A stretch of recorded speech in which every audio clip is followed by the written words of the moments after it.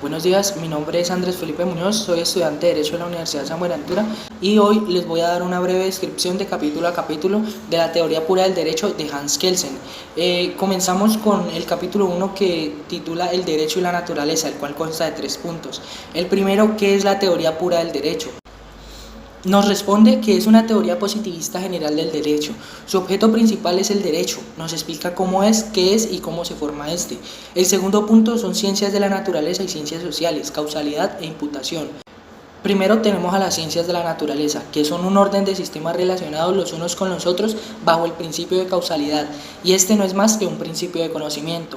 Luego tenemos las ciencias sociales. El derecho estudia a la sociedad desde diferentes puntos de vista y este aplica el principio de imputación. Para describir su objeto, la ciencia jurídica formula reglas del derecho. Luego seguimos con el principio de imputación, que es la relación entre el acto ilícito y la sanción, y esta es imputada al acto ilícito. Un individuo es responsable cuando una sanción puede ser dirigida contra él e irresponsable cuando no puede ser dirigida contra él por ser un niño o un alienado. También existen normas categóricas que no tienen una condición, sino que imponen una omisión que en ciertos casos puede ser omitida. El tercero es el objeto de la ciencia del derecho. La ciencia del derecho desarrolla dos aspectos: el dinámico, que es cómo se crea y aplica el derecho, y el estático, que son el conjunto de normas que regulan la conducta. Las normas tienen que ser efectivas para determinar su validez en el espacio y tiempo, y han sido creadas por un acto que se aplica a ciertos hechos, el cual tiene un sentido objetivo, que es la norma como tal, y un sentido subjetivo, que son las facultades que concede esta norma. Seguimos con el capítulo 2, el cual titula El derecho y la moral.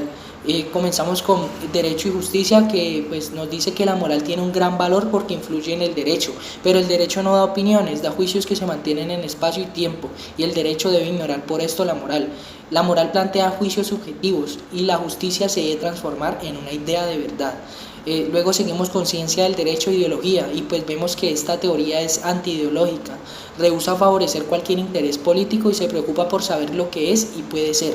En el capítulo 3 nos habla de la definición del derecho, comenzando pues con el positivismo jurídico del siglo XIX.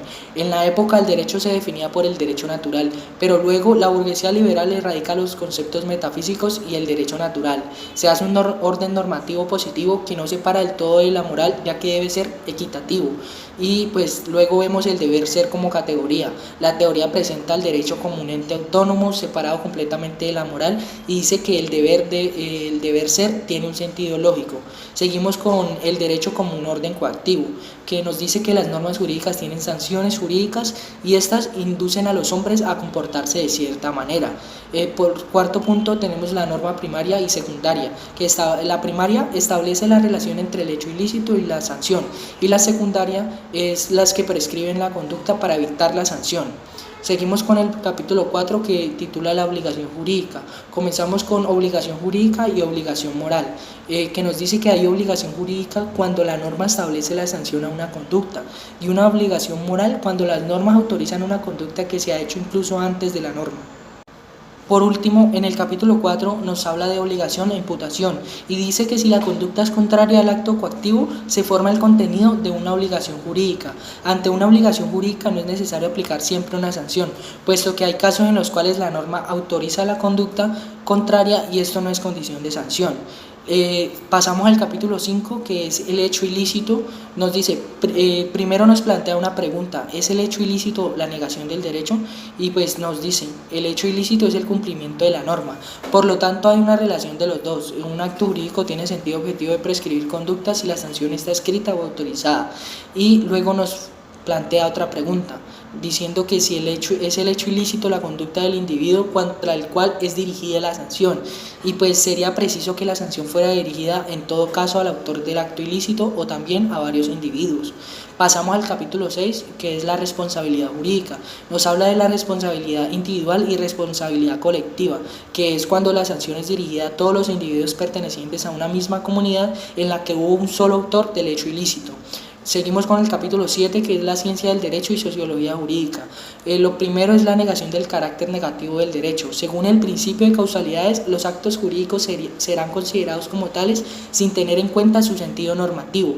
Y por segundo, la sociología jurídica, que es la ciencia que estudia ciertos fenómenos naturales en el sistema jurídico. Luego pasamos al capítulo 8, que es el dualismo en la teoría del derecho y su eliminación. Este capítulo nos habla y explica el derecho natural, que son los actos que son conformes a la naturaleza. El derecho positivo, el cual garantiza y protege el derecho. El derecho objetivo, que tiene un carácter normativo, y el derecho subjetivo, que concede facultades a partir del objetivo. La contradicción entre el derecho objetivo y el subjetivo radica en que el primero, por ser una obligación, limita al subjetivo, que se supone que es la negación de toda obligación y libertad. Luego seguimos en el capítulo 9, que es la estructura jerárquica del orden jurídico. Y pues nos plantea la pregunta de cuándo las normas forman un orden y pues cuando su validez reposa sobre una forma fundamental de donde emanan las demás. Luego seguimos con un orden jurídico en un sistema dinámico de normas, que reside en el hecho de que proviene de un acto creador de la norma fundamental que tiene una naturaleza distinta.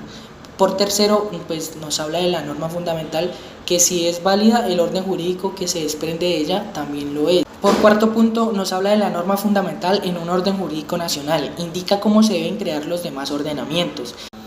En el quinto punto nos habla de la estructura jerárquica de un orden jurídico nacional, en donde tenemos una pirámide que en la punta tenemos de primera la Constitución, en el medio tenemos las normas generales y por último y tercero tenemos las normas individuales.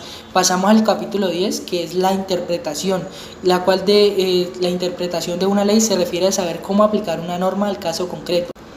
Kelsen en este capítulo afirma que las lagunas del derecho no existen. Luego seguimos con el capítulo 11, que son los modos de creación del derecho. Y tenemos diversas formas de creación de las normas, de las cuales se distinguen dos componentes. La primera, que es el privado, que es el derecho que se da entre particulares, y el segundo, que es el público, que se da una subordinación desde el Estado hacia los individuos. En el capítulo 12 tenemos el derecho y el Estado, que es la condición del derecho al crear su mismo ordenamiento y ser condicionado por este. El Estado debe ser una persona distinta al derecho y el Estado se legitima cuando crea derecho.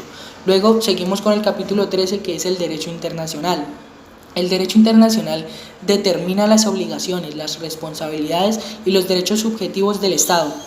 Pero este no es un orden jurídico superior al derecho nacional, ni a la soberanía del Estado. Tiene su propia jerarquía, en donde tenemos primero el derecho internacional general, luego el derecho internacional convencional y por último la norma creada por tribunales internacionales. Muchas gracias.